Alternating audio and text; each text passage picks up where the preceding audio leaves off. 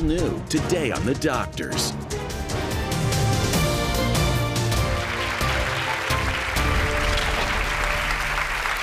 This show today really bites. It's all about when animals, bugs, and people attack. Well, giving us her top tips on bug bites and how to treat them is board-certified dermatologist, Dr. Ava Shamban. Welcome back to the show. Thank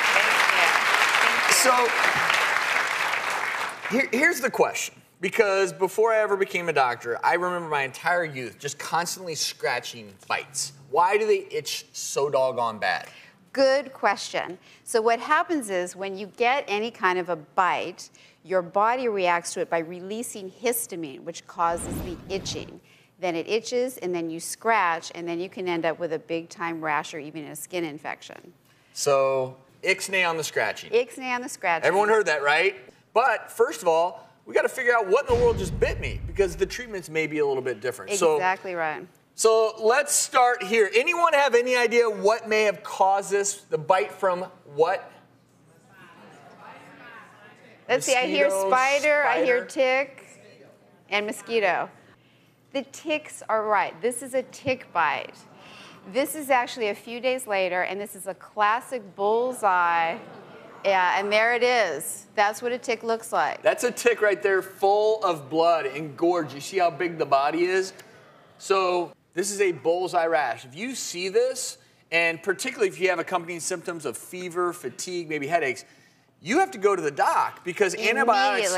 And this is Lyme disease. But if you ignore it, Lyme disease can have some long-term consequences that you don't want to deal with. So gently remove the tick. That's right. Hopefully there's no remnants of the tick. If there are, you got to get that out. Now we've got this really kind of itchy, painful little area. What can you do for it? Yes, and it turns out that itchiness is counterbalanced by applying something that cools the skin. So in this case, you can use peppermint oil to cool the skin. That stops the itching, prevents the scratching, prevents any other infection.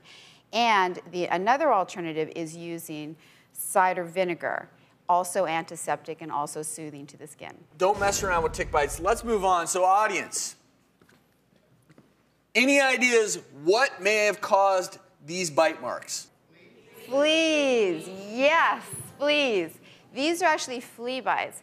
They're very common on the lower extremities because what they do is they drop off of your pet onto the carpet, and then they can't jump that high. They're not Olympians. They only jump to about here. So if you have a cluster of bites on your lower legs or your thighs, then it's most likely fleas. So you get these, beyond obviously checking the dog, maybe treating your dog for fleas. What can you do to make these little bites feel better? Well, there's a number of treatments for flea bites, of course, and one is using hemorrhoid cream. It's anti-inflammatory, it's very soothing, and it reduces swelling and inflammation, which is why you use them in the other parts of the body, too. Just make sure you're using different applicators. Just throwing that out there. All right, another option is actually basil. It smells basil. great. And so here it is, someone took the time and made it into a little pesto. So if you're having pesto that night, you can use it as twofold therapy. But if you pulverize this, you kind of mash it up and apply it directly to the bites. That's also soothing because the body will read the cooling, soothing effect instead of the itchy, burny, and you won't scratch. But if they do, once again, if they do get infected, then you might need to see your physician. Because you all see, if you look at these bites, you see that little area of excoriation right in the middle?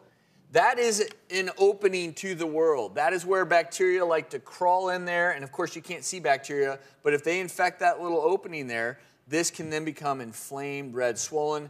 That's when it becomes what's known as cellulitis. That needs to be treated with more than just hemorrhoid cream. Exactly. But great for soothing. Let's move on because somewhat ubiquitous looking bite, but this is actually... In this case, this bite is actually from a mosquito. And you can see that mosquito is just sticking its little antenna straight into the skin that causes the body to react with its protective device, which is a little bit of histamine, and trying to really get rid of that mosquito. It's not a venom. Yeah, that mosquito does it when it injects its enzymes, it doesn't want your blood to clot because it wants your blood nice and fluid so it can suck it in. That's right. Because it wants your blood. And there's a whole bunch of wonderful remedies for these bites. One is you can take tea bags and you can soak them and apply the tea bag directly to this hive.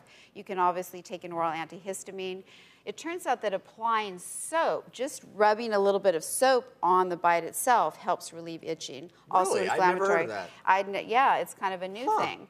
You can mix a little bit of rubbing alcohol with the water from the tea bag, and that dries it and is nice and antiseptic. Turns out putting a little bit of deodorant on. So if you're traveling and that's all you've got, just throw a little bit of your deodorant after under your arms. You can put it on a bite. And honey.